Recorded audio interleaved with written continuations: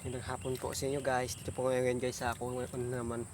Dito po ngayon na naman ako sa ampalayan ko guys. Naghahanap ng uod na pipiratin para minus sa spray guys. Tingnan naman ang bunga niya guys oh. Oh. Daming buko ito guys. Oh, dami guys oh. Kuan pa lang ito guys ang ampalayan ko guys. Kuan pa lang nasa 27 o 25 weeks pa lang ito, 25 days, pero siya ay bunga niya ay marami na ito.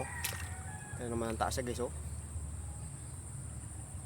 Sobrang ganda, sobrang taba guys, sobrang taba, sobrang dami din ng bunga. Kaya kagandahan sa palaya pag magandang pag-alaga. Pag magandang pag-alaga guys, bibigay talaga ng bunga.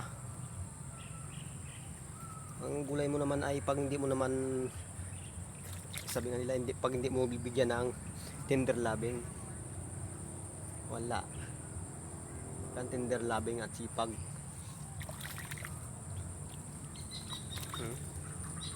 Ayan naman guys, yan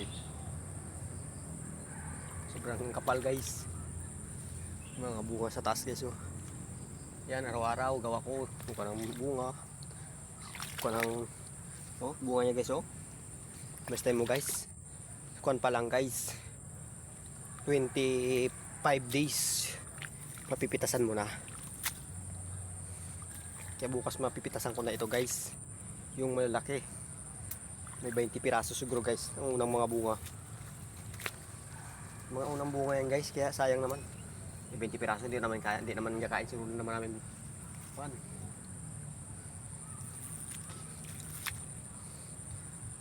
Hindi manilig si Runa sa palaya guys sa gulay, napait raw. Tignan mo guys oh, baba pa lang yan guys, gabungan na ito sa baba oh. Oh yan, yan naman guys yan oh. Yan, sobrang lago, sobrang taba guys oh. Ito na rin ang bunga, marami na rin bunga. Wala pa sa kung sa kan baga guys ay wala pa sa kwan, wala pa sa kwan, sa finish line. Kwan pa lang ito eh, talagang sagsagan ng bunga nito ay 2 buwan. Talagang madami ng bunga yan guys.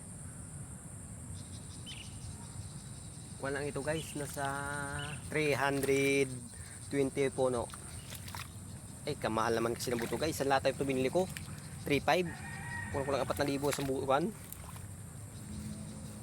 Kung kulang 4,000 ang buto lang. Dahil hindi naman lahat tagsibol guys. Pero kung lahat tagsibol pwede, ayos. Kasi ang binhi talaga hindi mo perfect talaga guys. Mayroon talagang, kasi mo nung bili ako 2 lata, ang nagsibol ay 500 lang. Saka magkano ang presyo ng buto sa mahal.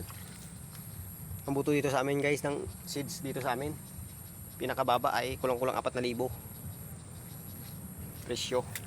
Buto lang yon. Pero kung balag pa, itong balagas bibilhin mo pang balag ay puti balag, tapos mga pusti pa, bayog, kailangan mo yan guys. Magastos ang ampalaya. Pero pag ang ampalaya, pag bumigay naman ng bunga, bawi mo naman guys. Tiyagaan lang. Tiyaga lang talaga.